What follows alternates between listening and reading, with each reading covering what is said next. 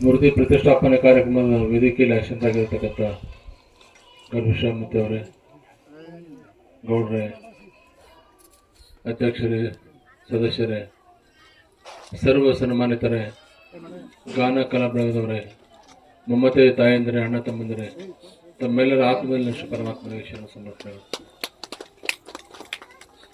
ಇಂಥ ತಣ್ಣನ ಬಿಸಿಲ ಕುಂತೀರಿ ಎಲ್ಲರೂ. ಬಿಸಿಲು ಹೆಂಗಂದ್ರೆ ಬಹುತೇಕ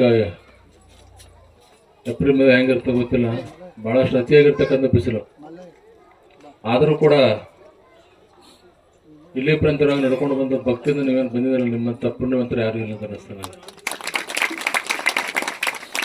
ಯಾಕಂದ್ರೆ ಭಕ್ತಿ ಹೇಳ್ಕೊಂಡು ಬರ್ತದ. ನೀವು ಅಲ್ಲಂದ್ರೆ ಕೂಡ ಮನ್ಯಾಗ ಇಲ್ಲಪ್ಪ ನೀವು ಒಬ್ಬರ ಹೋಗಿ ಬಂದು ಕಳಿಸ್ಕೊಡ್ತಾರೆ. ಇದು ನಮ್ಮ ಧರ್ಮದ ಸಂಸ್ಕೃತಿ, ನಮ್ಮ ಧರ್ಮದ ಪದ್ಧತಿ ಇದು. ಮನೆಯಾಗ ಎಲ್ಲರೂ ನಾವು ಹೋಗ್ಲಿಲ್ಲ ಅಂದ್ರೆ ಕೂಡ ಕಡೆಗೆ ಮನೆಗೆ ಒಬ್ಬರ ಹೋಗಿ ಬರ್ರಿ. ಈ ಪದ್ಧತಿ ಯಾವತ್ತೂ ಕೂಡ ಇದ್ದಿದ್ದೇನೆ.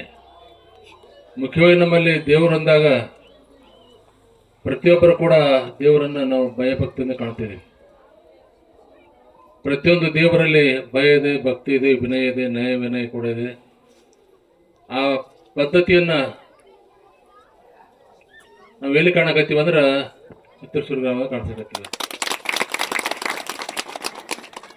ಯಾಕಂದ್ರ ಶಿವ ನಿನ್ನಲ್ಲಿ ಹಾನ ನೀ ನೋಡಿಲ್ಲ, ಅವ ಎಲ್ಲೆಲ್ಲೂ ಇಲ್ಲ. ಪರಮಾತ್ಮ ಎಲ್ಲದನ.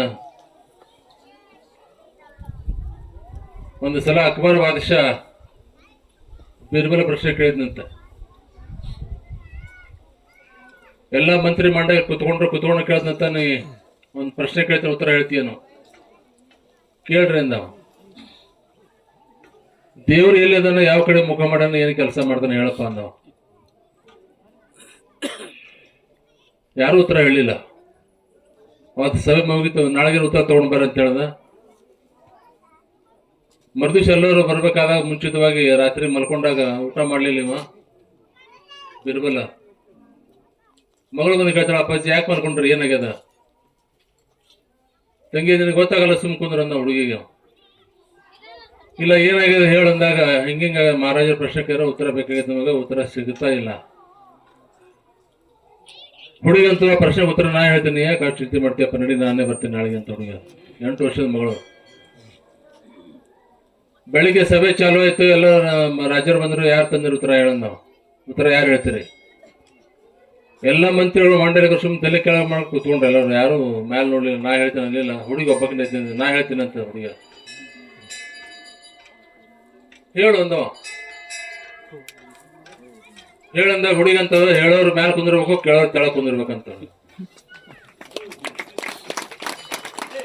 ರಾಜ ಅಂದ, ಏನ್ ನೋಡಕ್ ಈಗ, ನೀವೊಂದು ಕೆಳಗ್ ಕುಂದ್ರ, ನಾ ಮ್ಯಾಲ ಕುಂದಿರ್ತೀನಿ ಹುಡುಗ ಸಿಂಹಾಸನ ಮೇಲೆ. ರಾಜ ಒಂದು ಕೆಳಗ್ ಕೂತ್ಕೊಂಡ, ಹುಡುಗಿ ಮ್ಯಾಲ ಕುಂತು. ದೇವ್ರ ಏನ್ ಮಾಡ್ಲಕತ್ತಾನ ಅಂತ ಕೇಳ್ದ. ಏನೇನ್ ಮಾಡ್ಬೇಕಂತ ಹುಡುಗಿಯದ. ಇಲ್ಲಿ ತನಕ ನಾನು ಪ್ರಜರ ಮಗಳಾಗಿದ್ದೆ, ರಾಣಿಯಾಗಿ ನೀನು ರಾಜದವ ಕೆಳಗ್ ಕೂತ್ಕೊಂಡಿದ್ದ, ಏನಾಗ್ಬೇಕು ಹುಡುಗ. ತಿಪ್ಪೇನು ಉಪ್ಪರಿಗೆ ಮಾಡ್ತಾನೆ, ಉಪ್ಪರಿಗೆ ತಿಪ್ಪಿ ಏನ್ ಮಾಡ್ತಾನೆ, ಲೋಡಿ ಕುಂತರ್ಲು ಗೋಡೆ ಕುಂದಿರ್ತಾನೆ, ಗೋಡೆ ಕುಂತರ ಲೋಡಿ ಕುಂದಿರ್ತಾನೆ. ಇದವನ ಕೆಲಸ ಇದೆ.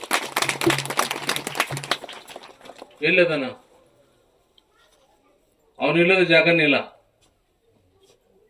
मंदिर में तुमको देखा, मस्जिद में तुमको देखा, सबका मालिक एक है, सबका अल्लाह एक है. ಗುಡಿಯಾಗ ಅವನದನ, ಮಸೂತಿಯಾಗ ಅವನದನ, ಎಲ್ಲ ಕಡೆ ಅವನೇ ತುಂಬಿರ್ಬೇಕಾದ, ಅವನ ಜಾಗನೇ ಇಲ್ಲ. ದೇವ್ರಿಗೆ ಏನು ತೋರಿಸ್ಬೇಕು? ಇಲ್ಲ, ಪ್ರಶ್ನೆ ಉತ್ತರ ಹೇಳು. ಹುಡುಗೊಂದು ಗ್ಲಾಸ್ ಹಾಲು ತರಿಸಿರಂತು, ಹಾಲು ತರಿಸಿ ರಾಜನ ಕೈ ಕೊಟ್ಟು, ಅದ್ರಾಗ ತುಪ್ಪ ಅದ ಅಂತ ಕೇಳ್ತ ಹುಡುಗ. ರಾಜಂದ ತುಪ್ಪ ಅದ ತೆಗೆದುಕೊಡ್ರಿ ಅಂತ ಹುಡುಗ.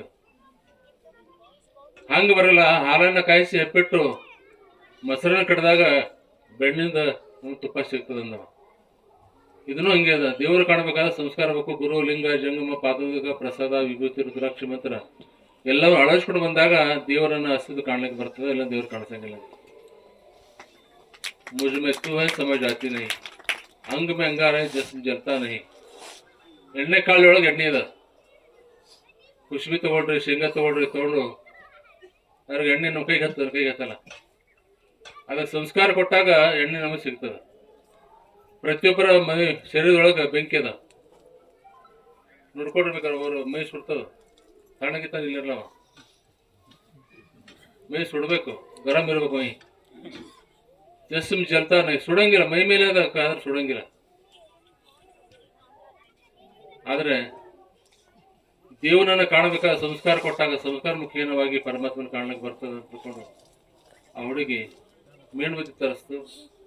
ಮೇಣಬತ್ತಿ ತರಿಸಿ ದೀಪದ ಮುಖ ಯಾವ ಕಡೆ ಇದೆ ಸುತ್ತಲೂ ಕೂಡ ಹಾಗೆ ಪರಮಾತ್ಮ ಮಾಡ್ತಕ್ಕಂಥ ಕೆಲಸ ಆಯ್ತು. ಯಾವ ಕಡೆ ಮುಖ ಅಂದ್ರೆ ಪರಮಾತ್ಮ ಎಲ್ಲ ಕಡೆ ನೋಡಕತ್ತಾನ. ಶಿವಪಥ ನರಿವಡೆ ಗುರುಪಥವೇ ಮೊದಲು. ದೇವರ ಅಸ್ತಿತ್ವ ಕಾಣಬೇಕಾದಾಗ ನಾವು ಮುಖ್ಯವಾಗಿ ಏನ್ ನೋಡ್ಬೇಕಂದ್ರೆ ಗುರು, ಲಿಂಗ, ಜಂಗಮ, ಪಾದೋದಕ, ಪ್ರಸಾದ, ವಿಭೂತಿ, ರುದ್ರಾಕ್ಷಿ, ಮಂತ್ರ. ನಾವೆಲ್ಲ ಏನ್ ಮಾಡ್ತೀವಿ ಅಂದ್ರೆ ಘಟ್ಟಕ್ಕೆ ಬೆಂಕಿ ಹತ್ತದ ಬಾವಿ ತೋಡ ಮಂದಿ.